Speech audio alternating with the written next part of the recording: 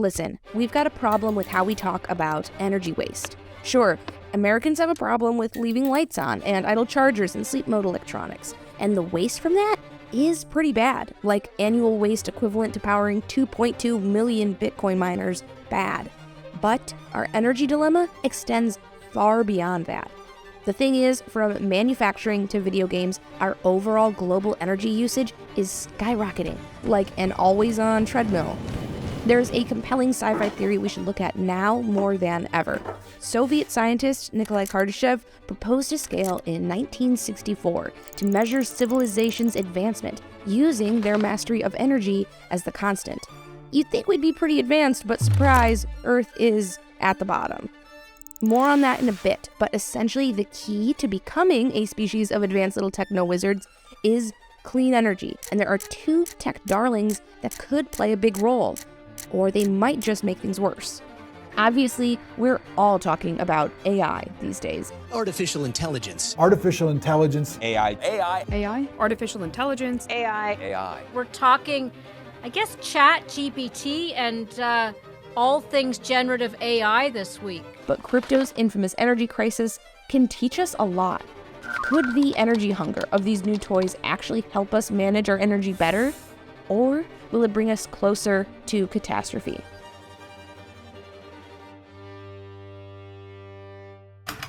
Globally, crypto is estimated to use 240 terawatts of energy every year. The power suck just from AI's global data centers is estimated at 200 terawatts of energy every year. In total, crypto and AI are individually responsible for just under 1% of annual global electricity use. And AI's reliance on data farms could be a major contributor to future energy concerns, with some estimates saying that the AI industry as a whole could account for 10% of global energy use by 2025. And at least for now, AI's dirty outputs aren't getting the same measure of scrutiny as airlines, even though their emissions are on par. But if cryptocurrency is any indication, that scrutiny is coming. So let's start with when crypto was in its infancy.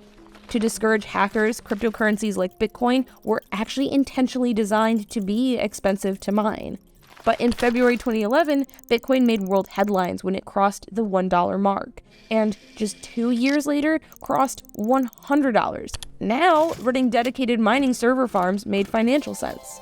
Cheap and renewable energy from countries like China became hotspots for mining, soon hosting over 70% of the world's crypto miners.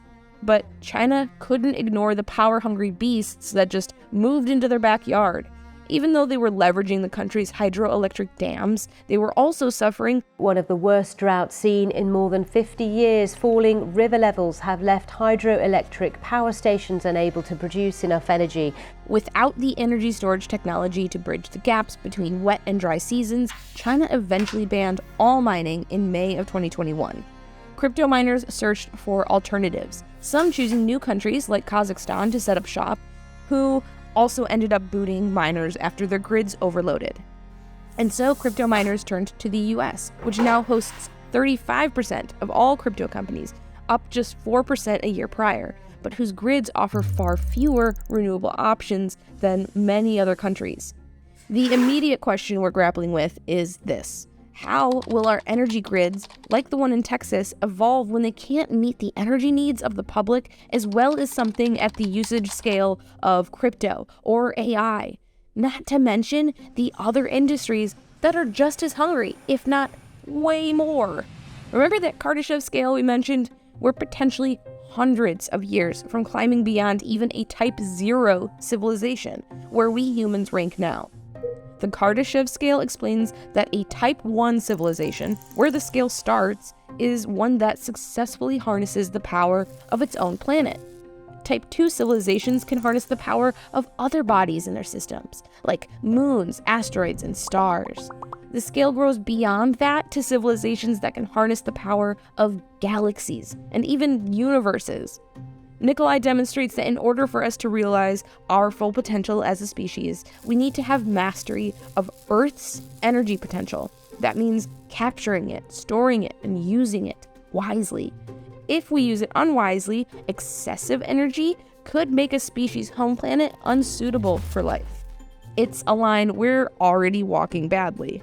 For a start, crypto miners are exploring new and unexpected ways to fuel their operations. Cryptocurrency mining specifically is leading a huge innovation charge in harnessing renewable energy, just because there's a direct financial incentive for us to do so. We had to know more about this, so we talked to Alex Berger, co-founder and CEO of the Hyrule Group, and somewhat of an expert on the crypto industry. He's even got a podcast dedicated to it. There's a lot of infrastructure in the United States, usually where there used to be manufacturing plants that are no longer there, that they have this energy infrastructure, and even some energy that's still just getting wasted just because it's getting sent to a vacant factory. So they're actually losing energy. And there's crypto mining companies that are going into these facilities and refurbishing them and getting them back up and running, just because the infrastructure is there and they're recapturing energy that would have otherwise been lost. Electricity is by far the number one expense. Renewables are very popular, as you can imagine, just because it requires a large upfront capital investment, but it's a environmentally friendly energy sources that help you increase your profit margins. So everybody wins. While crypto's energy crisis is well publicized, it's not because mining uses a vastly larger amount of electricity than anything else. It's just that crypto mining is transparent, and to be frank, most of us are still uncertain whether it's worth it. Oh yeah, and that's why a lot of energy sites love crypto, because crypto, you can plan specifically for how much energy you're going to consume, because you can see how much energy each individual miner consumes and then just back into how much extra energy you're going to have, unused energy. The truth is that Bitcoin's story is just an allegory, a challenge, and possibly an omen of things to come. As mentioned at the start, our world is facing a challenge of 21st century technologies demanding more and more from a 19th century system, and crypto is just the first domino.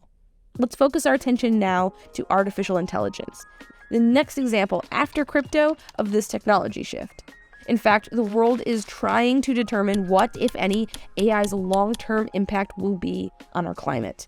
On one side of the debate, AI systems can tell you when to charge your electric vehicle, when to open the blinds in your home, and when to turn on the dishwasher to reduce your power bill.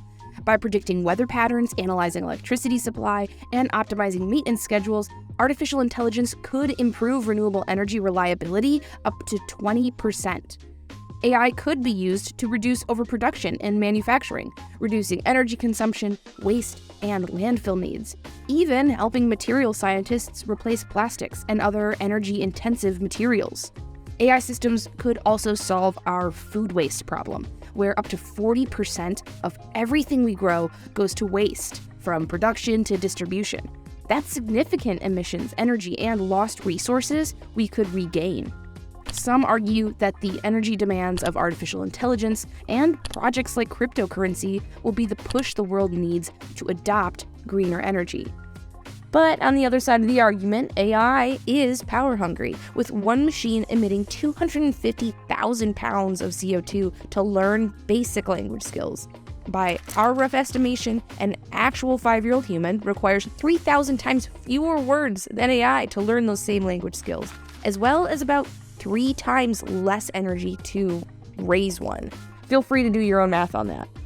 And some AI companies are taking notice, building data centers in Iceland, a unique source of sustainable energy from its abundance of geothermal power. Costa Rica is also competing to become the next global hotspot for data centers, offering a state-run energy sector from 100% renewable sources. The message is clear. Now, all new tech needs to keep their energy needs in mind from square one. Rather than waiting to be put on the public chopping block, being part of building a world of clean energy makes you a valuable and sustainable asset, both in terms of energy as well as public acceptance. Cryptocurrency has been walking this road for the past 10 years. AI has only recently started to draw attention. Will technologies like these force us into energy crises and unmitigated climate disasters like we've seen in China and Texas? Or will the large-scale usage of these tools force us to finally drop fossil fuels and pour real resources into greener, cleaner power. The domino that gets us to the first real level of that sci-fi civilization scale. Crypto mining itself is less than 10 years old, so it's a very young industry. I think it's pretty impressive how far it is already in just less than a decade. And I think that there is only going to be more efficiency and more innovation to be had that will curb a lot of the criticisms that it's currently facing. If you enjoyed this story, we produce more like it all the time. Be sure to like this video, drop a comment, and subscribe for the next one soon. Later.